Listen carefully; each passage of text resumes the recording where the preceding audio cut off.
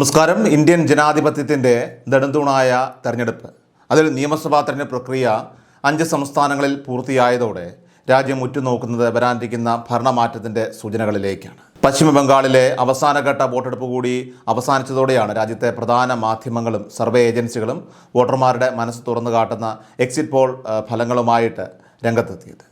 കേരളം, തമിഴ്നാട്, പുതുച്ചേരി, ആസാം, പശ്ചിമ ബംഗാൾ എന്നീ സംസ്ഥാനങ്ങളിലെ വിധിയെഴുത്ത് പൂർത്തിയായെങ്കിലും കേരളത്തിലെ വോട്ടർമാർ ഏപ്രിൽ 9-ാം തീയതി തന്നെ തങ്ങളുടെ പോളിംഗ് പൂർത്തിയാക്കി വോട്ടിംഗ് യന്ത്രങ്ങൾക്കായിട്ട് കാവൽ നിൽക്കാനായിട്ട് തുടങ്ങിയിട്ട് ഇപ്പോൾ ആഴ്ചകൾ പിന്നിട്ട് കഴിഞ്ഞിരിക്കുകയാണ്. ബംഗാളിലെ നീണ്ടുനിന്ന 8 ഘട്ട തെരഞ്ഞെടുപ്പ് പൂർത്തിയാകാതെ ഫലപ്രവചനങ്ങൾ നടത്തരുതെന്ന തെരഞ്ഞെടുപ്പ് കമ്മീഷൻ്റെ കർശന നിർദ്ദേശമുള്ളതിനാലാണ് ഇത്രയും ദിവസം രാഷ്ട്രീയ കേരളത്തിന് ആകാംക്ഷയോടെ കാത്തിരിക്കേണ്ടി വന്നത്. കേരളത്തിലെ 140 മണ്ഡലങ്ങളിലും ഓരോ ജില്ലകളിലെയും സാധാരണക്കാരായ ജനങ്ങൾക്കിടയിൽ വിവിധ ഏജൻസികൾ നടത്തിയ സർവേയിൽ UDFന് ഭരണസാധ്യതയാണ് പ്രവചിക്കുന്നത്. ഏപ്രിൽ 29-ാം തീയതി വൈകുന്നേരം 6 മണി വരെ നിയമപരമായിട്ടുള്ള കാരണങ്ങളാൽ കാത്തുനിന്ന ശേഷമാണ് കേരളത്തിലെ രാഷ്ട്രീയ ഗതിവിഗതികളൊക്കെ തന്നെ മാറ്റുന്ന ഈ സുപ്രധാന വിവരങ്ങൾ ഇപ്പോൾ നമ്മുടെ മുന്നിലേക്ക് എത്തുന്നത്. കഴിഞ്ഞ 2021 നിയമസഭാ തെരഞ്ഞെടുപ്പിൽ LDF നേടിയ അപ്രമാദിത്വത്തിന് വലിയ രീതിയിലുള്ള വിള്ളൽ വീണുവെന്നും UDF ശക്തമായ തിരിച്ചുവരവ് ഇത്തവണ നടത്തിയെന്നുമാണ് പ്രാഥമിക വിലയിരുത്തലുകളൊക്കെ തന്നെ സൂചിപ്പിക്കുന്നത്. 79 മുതൽ 89 വരെ സീറ്റുകൾ നേടി UDF അധികാരത്തിൽ വരുമെന്ന് സർവേ വ്യക്തമാക്കുമ്പോൾ LDF 49 മുതൽ 58 സീറ്റുകളിലേക്ക് ഒതുങ്ങാനാണ് സാധ്യത. സംസ്ഥാനത്തെ വടക്കേ അറ്റത്തെ ജില്ലയായിട്ടുള്ള കാസർഗോഡ് ജില്ലയിൽ അവിടെ 5 മണ്ഡലങ്ങളിൽ 3ഇടത്ത് UDFനാണ് മുൻതൂക്കം കാണുന്നത്. മുസ്ലിം ലീഗിൻ്റെ കോട്ടകളായിട്ടുള്ള മഞ്ചേശ്വരവും അതോടൊപ്പം തന്നെ കാസർഗോഡും UDF വിജയം ഉറപ്പിക്കുമ്പോൾ ഇടതുപക്ഷത്തിൻ്റെ ശക്തി കേന്ദ്രങ്ങളായിട്ടുള്ള കാഞ്ഞങ്ങാട് അതോടൊപ്പം തന്നെ തൃക്കരിപ്പൂര് അവർക്കൊപ്പം തന്നെ നിൽക്കുമെന്നാണ് പ്രവചനം. എന്നാൽ ഉദുമ മണ്ഡലത്തിൽ ഇത്തവണ അതിശക്തമായ പോരാട്ടമാണ് നടന്നതെന്നും നേരിയ ഭൂരിപക്ഷത്തിൽ അവിടെ UDF അട്ടിമറി വിജയം നേടുമെന്നും സർവേ റിപ്പോർട്ടുകൾ ചൂണ്ടിക്കാട്ടുന്നു. CPMൻ്റെ ഉരുക്കുകോട്ടയായിട്ടുള്ള കണ്ണൂർ ജില്ലയിലെ പോരാട്ടവും ഏറെ ശ്രദ്ധേയമാണ്. കണ്ണൂർ, ഇരിക്കൂർ, പേരാവൂർ, അഴീക്കോട് എന്നീ 4 മണ്ഡലങ്ങളിൽ UDF വിജയം സുനിശ്ചിതമാക്കുമ്പോൾ തളിപ്പറമ്പ് മണ്ഡലത്തിലും UDFന് അനുകൂലമായ ഒരു കാറ്റ് വീശുന്നുണ്ട് എന്നത് രാഷ്ട്രീയ കേരളത്തെ അത്ഭുതപ്പെടുത്തുന്ന ഒരു പ്രധാന ഘടകമാണ്. CPMൻ്റെ സമുന്നത നേതാക്കൾ മത്സരിക്കുന്ന ധർമ്മടം, മട്ടന്നൂർ, തലശ്ശേരി, കൂത്തുപറമ്പ്, കല്യാശ്ശേരി, പയ്യന്നൂർ എന്നീ മണ്ഡലങ്ങളിൽ LDF വിജയിക്കുമെങ്കിലും ഭൂരിപക്ഷത്തിൽ ഇടിവുണ്ടാകാൻ സാധ്യതയുണ്ടെന്ന് കണക്കുകൾ നിരത്തി സർവേ സ്ഥാപിക്കുന്നു. വയനാട് ജില്ലയിലെ രാഷ്ട്രീയ ചിത്രം അത് UDFന് പൂർണ്ണമായിട്ടും അനുകൂലമാണ്. ജില്ലയിലെ 3 സീറ്റുകളായിട്ടുള്ള മാനന്തവാടി, കൽപ്പറ്റ, സുൽത്താൻ ബത്തേരി എന്നിവിടങ്ങളിലൊക്കെ തന്നെ UDF വിജയിക്കുമെന്നാണ് റിപ്പോർട്ട്. കഴിഞ്ഞ തവണ LDFനൊപ്പമായിരുന്ന മാനന്തവാടി ഇത്തവണ UDF തിരിച്ചുപിടിക്കുമെന്നും കൽപ്പറ്റയിലും ബത്തേരിയിലും ഭൂരിപക്ഷം വർദ്ധിക്കുമെന്നുമാണ് നിലവിലെ സ്ഥിതിവിവര കണക്കുകളൊക്കെ തന്നെ വ്യക്തമാക്കുന്നത്. സംസ്ഥാനത്തെ ഭരണവിരുദ്ധ വികാരം മലയോര മേഖലകളിലൊക്കെ തന്നെ ശക്തമായി പ്രതിഫലിച്ചിട്ടുണ്ട് എന്ന് ഇത് കൃത്യമായി സൂചിപ്പിക്കുന്നു.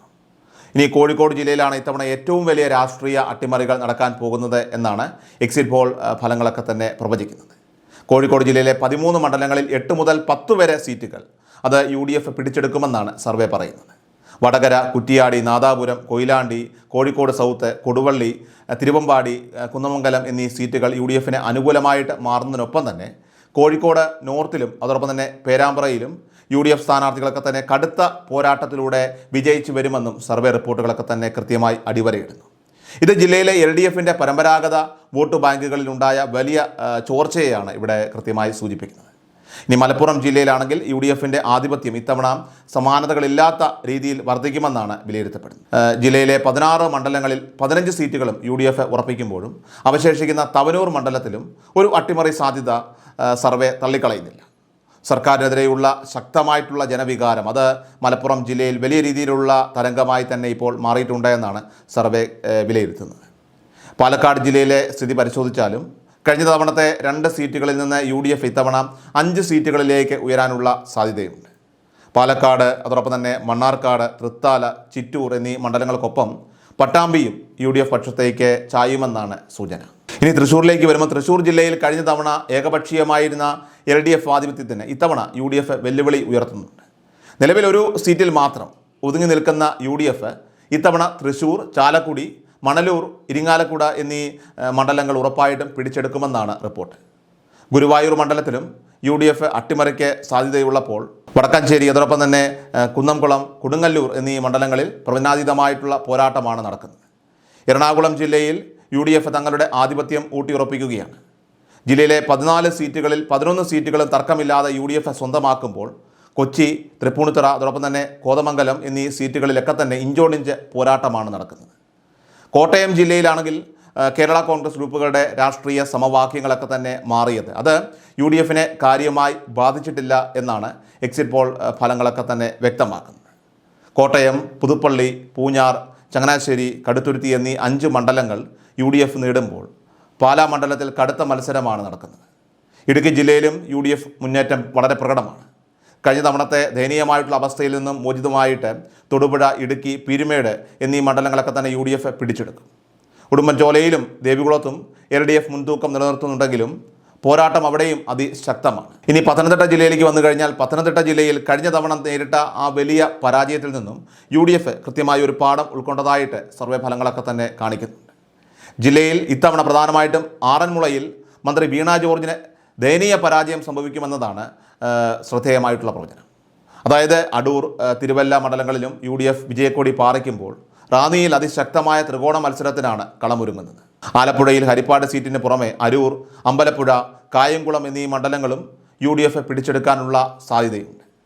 CPMന്റെ ശക്തി കേന്ദ്രമായിട്ടുള്ള അമ്പലപ്പുഴയിൽ G സുധാകരൻ്റെ അഭാവം അത് LDF വലിയ തിരിച്ചടിയാകുമെന്നാണ് വിലയിരുത്തപ്പെടുന്നത്. ഇനി കൊല്ലം ജില്ലയിലേക്ക് വന്നു കഴിഞ്ഞാൽ കൊല്ലം ജില്ലയിൽ കരുനാഗപ്പള്ളി, കുണ്ടറ എന്നിവയ്ക്ക് പുറമെ കൊല്ലം സിറ്റി, ചവറ, കുന്നത്തൂർ എന്നീ സീറ്റുകൾ കൂടി UDF സ്വന്തമാക്കുമെന്നാണ് റിപ്പോർട്ടുകൾ വ്യക്തമാക്കുന്നത്. ജനങ്ങൾക്കിടയിൽ ഭരണവിരുദ്ധ വികാരം ആഞ്ഞടിക്കുന്ന ഒരു ജില്ലയായിട്ട് കൊല്ലം മാറുന്നുണ്ട്. ഇനി തിരുവനന്തപുരത്തേക്ക് വന്നാൽ തിരുവനന്തപുരം ജില്ലയിൽ വലിയ മാറ്റങ്ങളാണ് പ്രതീക്ഷിക്കുന്നത്.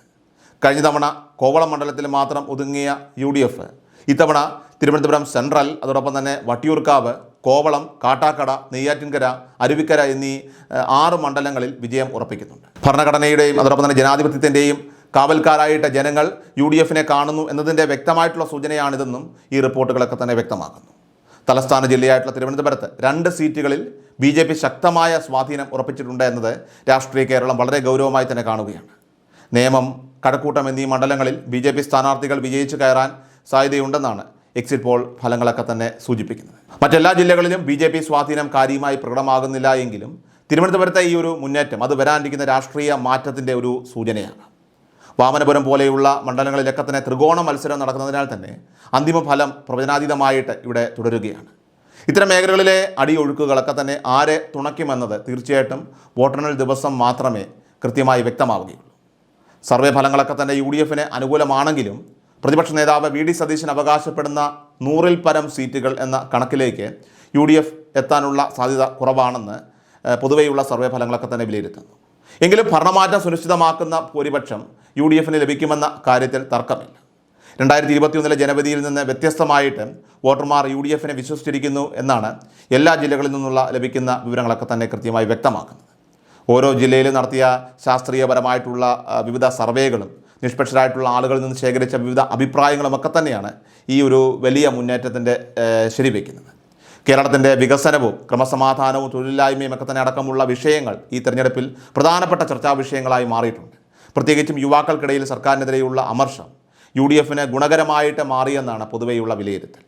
മലബാർ മുതൽ തിരുവനന്തപുരം വരെയുള്ള ഒരു ജില്ലകളിലെ കണക്കുകൾ പറയുമ്പോൾ കൃത്യമായി ജനങ്ങൾ ഒരു മാറ്റം ആഗ്രഹിക്കുന്നു എന്നതാണ് വാസ്തവം.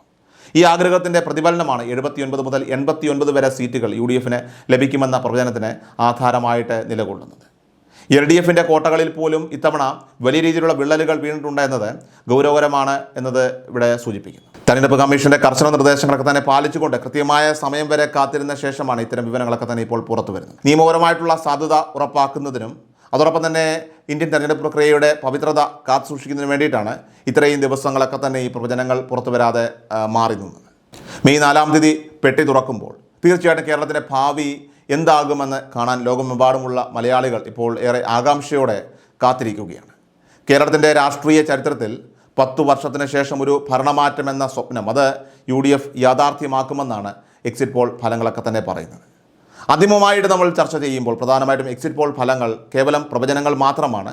ജനങ്ങളുടെ മനസ്സ് കൃത്യമായി വായിക്കാൻ ഇവയിലൂടെ സാധിക്കുമെങ്കിലും അവസാന നിമിഷമുണ്ടായ അടിയൊഴുക്കുകൾ അത് എന്തെങ്കിലും മാറ്റം വരുത്തിയിട്ടുണ്ടെങ്കിൽ ഫലങ്ങളിൽ ചെറിയ വ്യത്യാസങ്ങളും ഉണ്ടാകാവുന്നതാണ്. എങ്കിൽ തന്നെയും UDF അനുകൂലമായ ഒരു തരംഗം കേരളത്തിൽ ഉണ്ടാക്കും എന്നത് ഒരു വസ്തുത തന്നെയാണ്. കേരളത്തിലെ രാഷ്ട്രീയ പ്രസ്ഥാനങ്ങളും അതോടൊപ്പം തന്നെ നേതാക്കളും പ്രവർത്തകരും ഒക്കെ തന്നെ ഒപ്പം സാധാരണ ജനങ്ങളും മെയ് 4-ാം തീയതി ആ സുപ്രധാന വിധിക്കായിട്ട് ഉറ്റുനോക്കുകയാണ്. കേരളത്തിൻ്റെ വിധി മാറ്റി എഴുതുന്ന ഒരു ജനവിധിക്കായിട്ട് നമുക്ക് കാത്തിരിക്കാം.